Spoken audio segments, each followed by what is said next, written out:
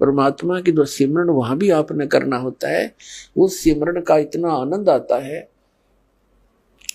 कई व्यक्ति सोचते हैं फिर वहां करें क्या, वहां परमात्मा की याद, वहां बहुत सब सुविधाएं हैं जो यहाँ वर्णन नहीं कर सकते।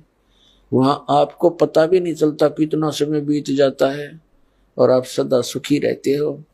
कोई राग द्वेष नहीं, कोई ऐसी चीज का अभाव नहीं जिससे राग द्वेष बने। कोई ऊंचा बड़ा नहीं, छोटा बड़ा नहीं, वहां पर सबको एक जैसी सुविधा है। तो ये सतलोक के अंदर सभी सुविधाएं हैं और वहां पूर्ण मोक्ष है वो प्राणी, कोई प्रतिबंध नहीं। क्योंकि जितने भी यहाँ कानून बनाए जाते हैं निकम्मे आदमियों के लिए बनते हैं। जो नागरिक अच्छे होते हैं वो तो वैसे ही अपना सद्भावना से रहते हैं, वो कोई अपराध करते नहीं।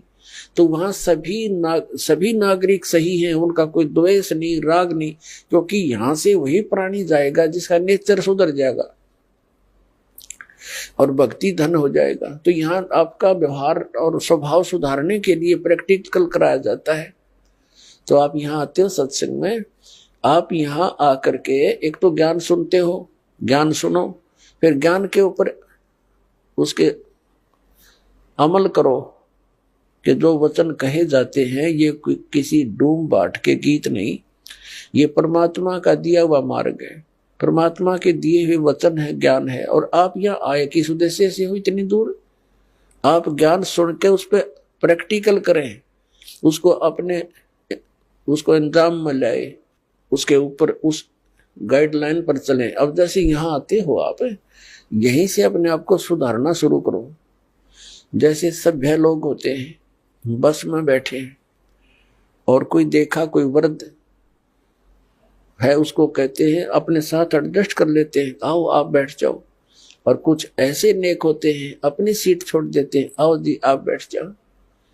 तो पुछले पुण्य कर्मी प्राणी है वो, ऐसे स्वभाव जिनका बना हुआ, कोई काम करना नहीं चाहता। हम उच्च शिक्षा किस लिए प्राप्त करते हैं कि हम कुर्सी पे बैठे दफ्तर के नीचे, नौकर हो, घंटी बजाएं, पानी पिलाओ, चाय लाओ, काम कुछ नहीं करना पड़े, तनख्वाह मिला गणी ठाठ से रहे। तो ये हमारी प्रवृत्ति जो यहाँ हम एक नकल कर रहे हैं, एक लकीर पीट रहे हैं सतलोक के उस सुख को भूल कर, उसको छोड़कर, और वो वही प्राप्त हो सकती है। बबूल के पेड़ पर यदि कोई आम खोज रहा है बबूल के वन में और वहां कोई आम ढूंढ रहा है, उस जैसा मूर्ख नहीं। तो हम इस बबूल के वन में, इस काल के लोक में, और वो सुख